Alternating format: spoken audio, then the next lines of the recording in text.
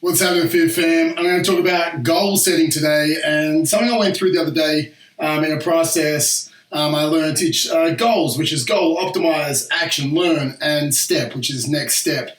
Now, with this, I think we all have to understand that goals are such an important thing in our lives. We all know it's important.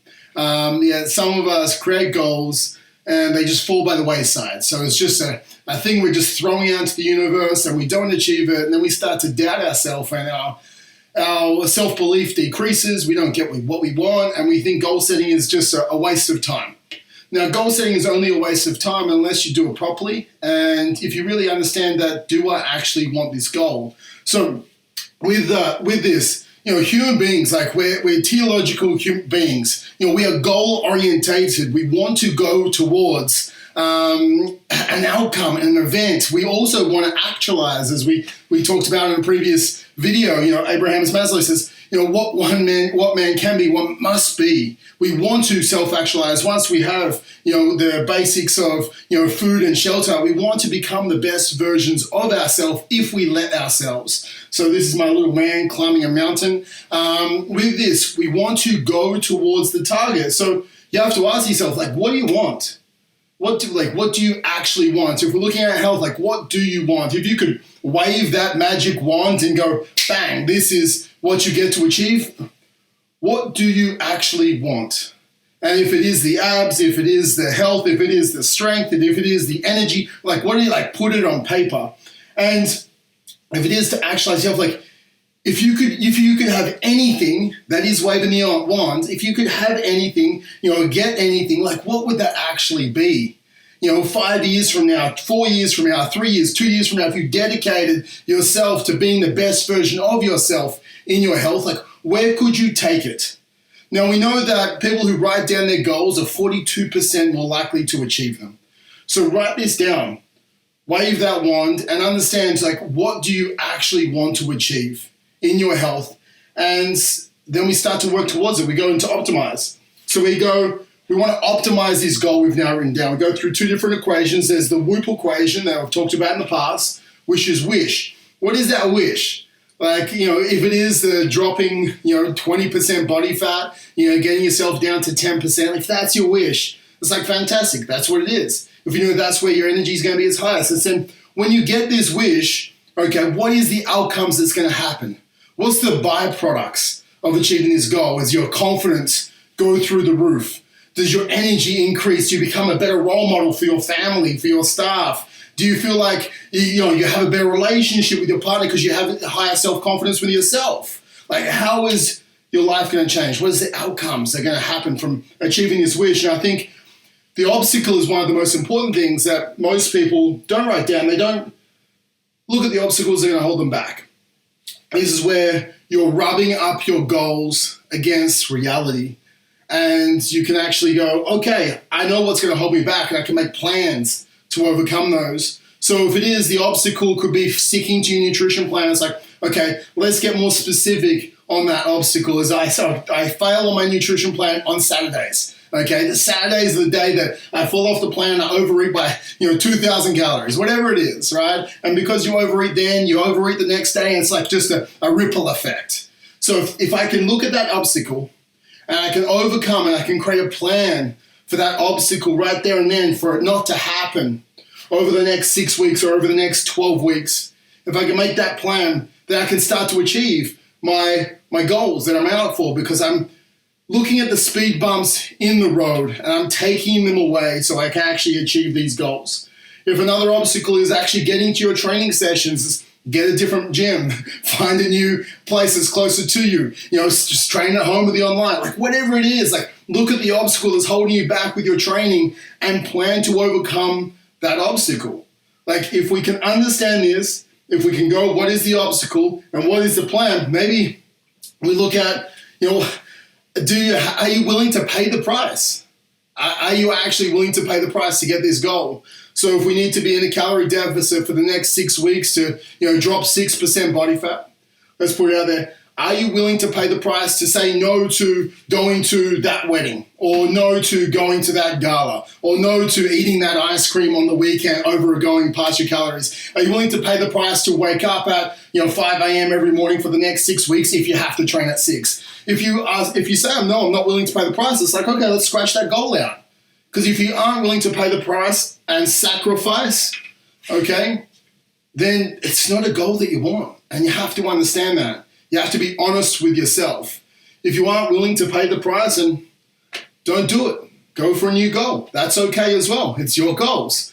But when you're looking at this, you're always going to sacrifice. You're sacrificing now that I'm going to wake up earlier, I'm going to get my training, I'm going to get my nutrition in, I'm going to live that most optimizing healthy life. So I'm going to sacrifice this right now. And if I choose not to sacrifice now, well, I'm sacrificing the healthiest version of myself in 6 weeks or 12 weeks or 16 weeks. So we always sacrifice. It's just which sacrifice do you want to pay?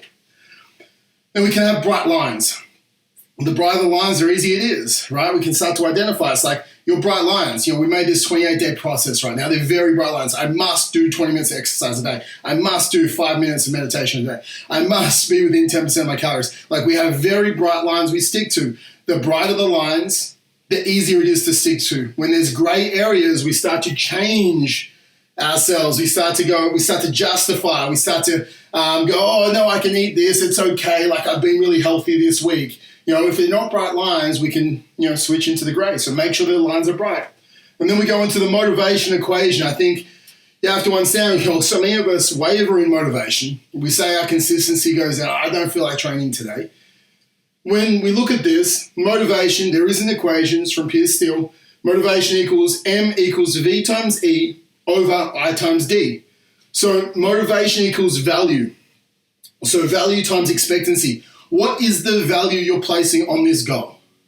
Like, why do you value it? Are you trying to decrease the weight because you want to be a better role model for your kids? Are you trying to decrease the weight so you can actually be here for your grandkids? Are you trying to increase the longevity on this earth? You're giving yourself 5 years, 10 years longer for you to be here for your kids and for their kids. Like, what is the reason? Are you doing this just because you want some abs? Like, well, is that a high enough value for you? Are you doing this because you want more energy, or do you want to, like, why? What is the value you're placing on this goal? Like, what is that why? If the value isn't high, well, it's going to be easy to drop the motivation.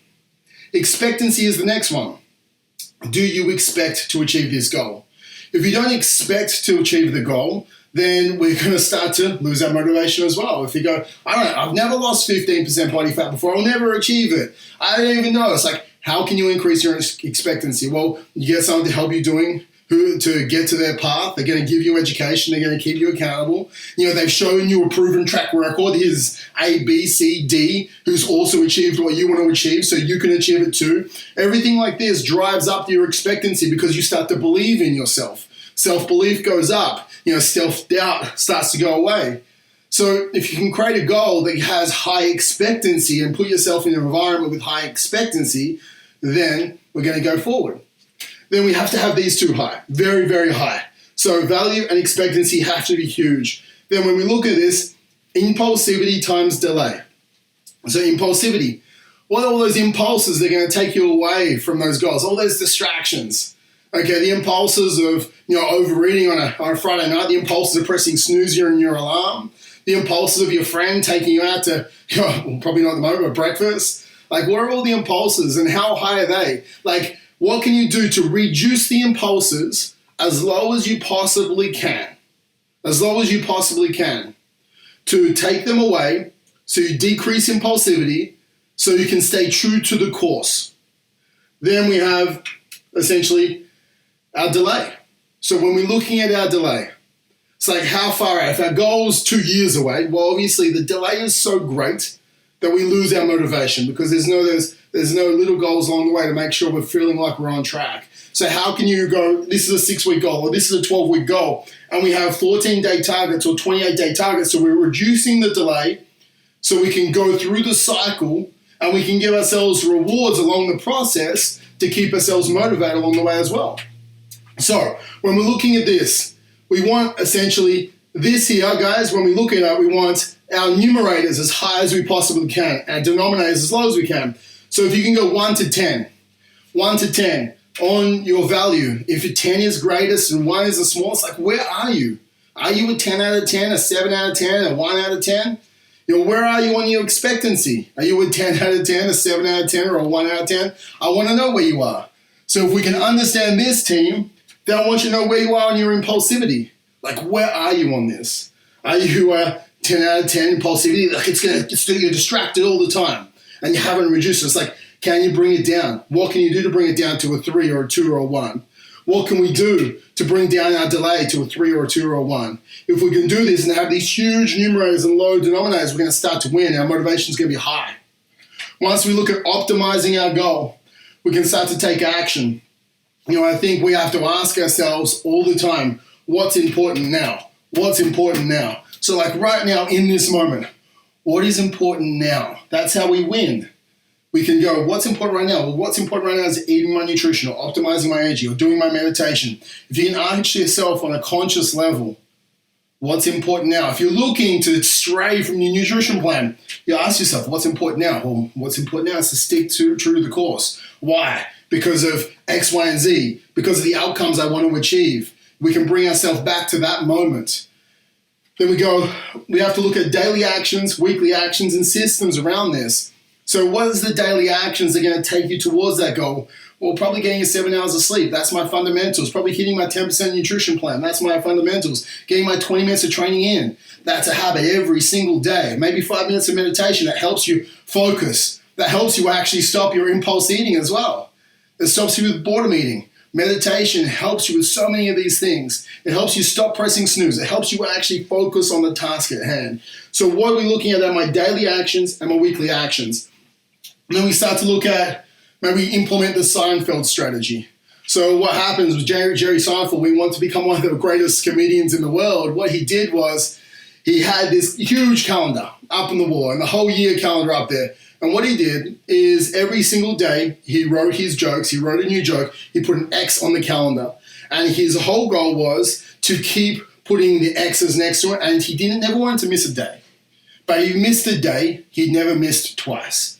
And what he would do is he'd try and create a streak as long as he possibly could. So if he'd done it for 9 days in a row and he missed one day, then he would try and beat the 9 days and go for 10 the next time. And then if he missed a day, he would try and go to 11 next time. So he always was trying to create longer streaks in his goals. And obviously this strategy definitely worked for him, and it can work for you as well.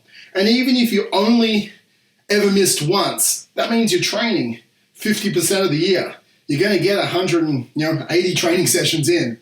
That's fantastic, even if you just did that. You never miss twice. But the goal is to use the Seinfeld strategy and get those streaks as long as you possibly can. Then we look at Pareto's principle. So if we look at the 20% that gives you the 80% of the results. Okay, so what is that 20% for losing body fat? Well, it's making sure you hit your calories. It's not the macros, it's not the micros, it's not all of that. It's like the 20% that you must hit on a daily basis is I'm going to hit my calories no matter what. And the other 20%, maybe for your energy, I'm going to get 20 minutes of training in no matter what. Or maybe you're looking at what is your keystone habit. If I have to get this one thing in, this 20%, maybe it's my sleep. Because I know if I get my sleep right, then everything else falls into place. So it's understanding what your 20% is for your Pareto's principle, to know that that 20% gives you the 80% to make sure you stay on track with your goals. From this, we look at maybe possibly using the marble strategy we talked to the other day about this 28-day challenge.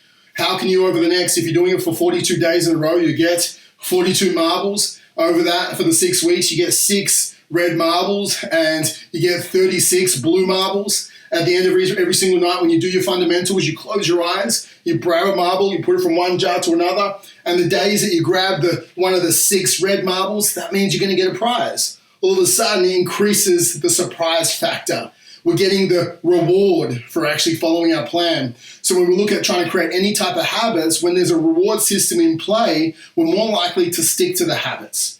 So over the space of the 42 days, you get 6 surprises, and you can name the surprises that you want. So we look at that marble strategy, and then we can look at creating those implementation intentions. So writing out not our goals that makes it 42% more likely to achieve, but implementation intentions. As Ben said the other day, It's like on Monday, I'm going to train, okay, legs at 6 a.m. at RBT South Melbourne. So all of a sudden you're giving your systems and your goals and your routines a time and place in the world to live. And the people who create implementation intentions were 33% more likely to follow through with the task at hand. So if you can say, I'm going to train A, B, and C days at A, B, and C place at A, B, and C time. I'm going to eat, A, B, and C on Monday at X, Y, and Z. You're more likely to eat it because the decision is taken away from you. Now you put it out into the world and you just have to follow the plan that you put out there, and you just have to stay true to the course. You don't have to make decisions along the way. You don't have to rely as much on willpower. When I was like, what should I eat for dinner tonight? It's already been made. You already have an implementation intention. So if we can have these things, and we can go to the last thing, which is proximity and accountability. If we can be in proximity of people who have the health that we want, it makes you more likely to make those decisions like they have. And then if you can be accountable to someone who checks in on you every single week or bi-weekly, did you do what you said you were going to do? If you're having that check-in, then it's like, okay, yes, I did. Because Napoleon Hill wrote in Think and Grow Rich, having that mastermind, having that accountability buddy or accountability team is one of the keys to actually reaching success. So having someone to keep accountable to check up on you, makes you stay accountable more often. And then after this, we can understand we need to learn. We can't control the outcome. We can't control losing the 10%, but we can control essentially our actions. So I can control today. I can control my mindset. I can control the food I put in my mouth. I can control the training sessions. Now, I might want to lose 10% in 10 weeks. I can't control that, but I can control my actions every single day. And then if my actions that I can control are taking me off course, then I can learn. I'm like, okay, cool. Well, I need to decrease my calories more. I need to increase my step count, or I need to change my training methodology. And then because of this learning, it takes me back on track to achieve the outcome. But as long as I keep falling forward and I just fail forward, I fail forward, as long as I keep on the path moving forward every single day, and I keep learning and I keep becoming better, and I keep moving towards that actualized self, then that's the most important thing for me. Is I can't control the outcome, but I can control my actions. I can control internally what I do. I can fail forward. I can ask myself these 3 things every single week. What did you do on Friday? What went well? Like, what did I do well this week? Write it down. What needs work? Where do I write that down right now?